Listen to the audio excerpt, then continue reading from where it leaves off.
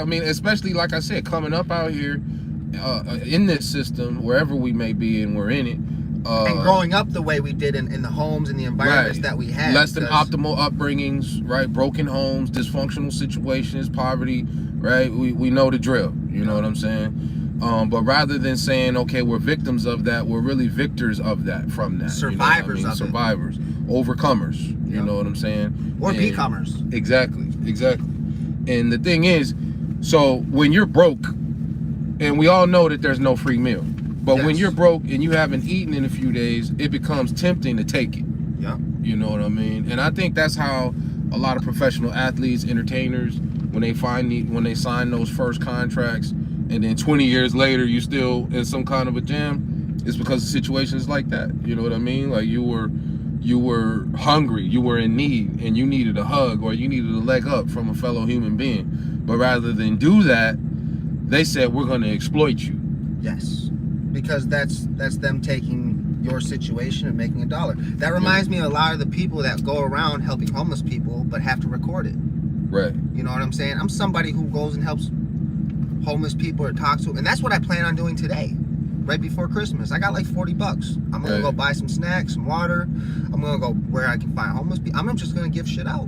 Right. Because that type of behavior, you know, that type of recognition, saying, I'm lucky with the position I'm in. I might not have shit. I might not have a whole lot, excuse my language. But I'm going to still go out there and sit with somebody who feels like they have less.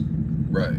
Because that acknowledgement, that person's life, when they don't feel like they're worth anything, right, when somebody comes along and just blesses them with whatever it may be, you know, whether it be a smile, a gesture, something to eat, a couple dollars, like that's something love. Like it is that. And love, you know, I mean, we hear that. I mean, it sounds corny, right? Like, oh, we need to love each other more, we need to be more loving, but I swear that's the honest to God truth.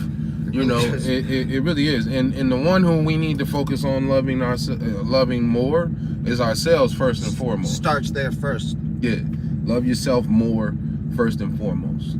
You know what I mean? Even if you happen to be locked up and it's the holiday season or something. Shout out to all the convicts that are going through that right now. You know, like if I ever got in a position where I was making good money, that's where I would start. And we're talking about, and first and foremost, unjust lockups, right? Somebody who's a murderer and who's done a lot of crazy things. That's forget them. We're talking about people that, again, the injustice of the system that we're in, right? The fact that it's just eating up and gobbling humans at every turn, irrespective of if they're innocent or not. And with that being said, these are the people that threw away a piece of themselves in a small moment. That moment was control. Right. You know what I'm saying? These are good men who are in shitty positions. Again, sorry about the language, but they had to make a choice, and they had to stand by that choice. Right. You know, and I know a lot of good people. I've grown up around a lot of people that were in and out of prison. I've always felt safe as a kid with those people in my life. You know, because they have a sense of morals. You know, because they had to take such a loss. They had to find that silver lining.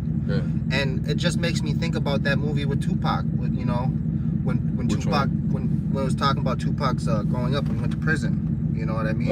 When he ran into that lifer. Yeah. A lot of good men, like in that movie, he might have been a murderer, right? Yeah. He might have been a vicious person, but he recognized somebody's talent and saying, "You don't belong here. Keep your head out of the dumb stuff. Yeah. And just stick to your lane. Don't look." Right. And he took care of him, and he didn't say nothing. He didn't expect nothing. Right. That is a perfect example of what I was saying last time about the meaning of life. And I got this from an older person, somebody who struggled, somebody who was a convict, somebody who was in the streets. And when he told me that, doing something for somebody so great, you can never repay them back in your lifetime, and you don't expect them to. Seeing that in that movie, in that moment, and recognizing his words, that's what I saw. Right. You know, and I'm not saying that's a good person, but you know something? That person is a protector. Right.